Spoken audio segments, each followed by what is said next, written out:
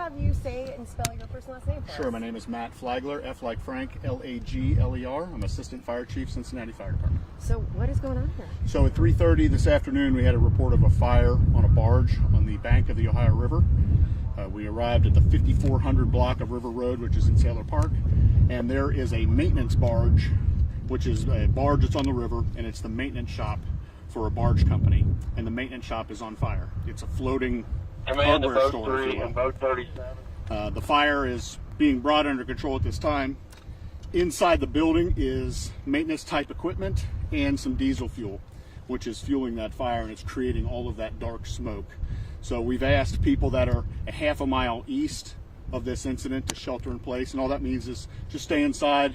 If you have your heat or air conditioning on, please turn that off, just so you don't draw smoke into your homes. There's no other chemicals, there's no hazards other than that smoke, which can be kind of irritating, so we wanted the community to be aware.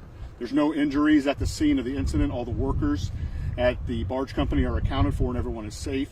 We're just a little concerned about that smoke. It's taken us quite a while to bring that under control. Do you know what caused the fire? We don't have a cause at this time. Our investigators are on the scene. Tell me a little bit about the crews that are here battling all of this, both from land and water. Yeah, we have about 55 firefighters on the scene, which includes 2 of our fireboats, and we're receiving some assistance from the Coast Guard and from some of the other barge companies on the river here that can help us attack a fire from the water side.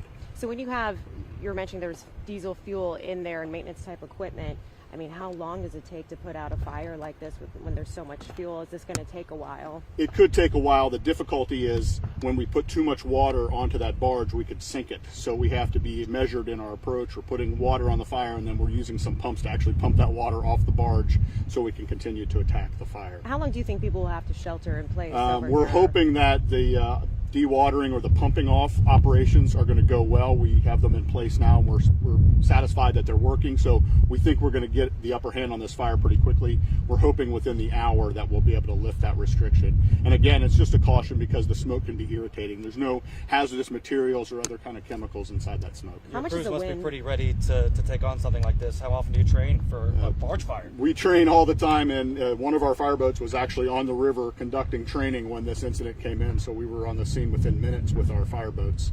How much does the wind play a part in a fire like The that? wind is a problem just because it pushes that smoke.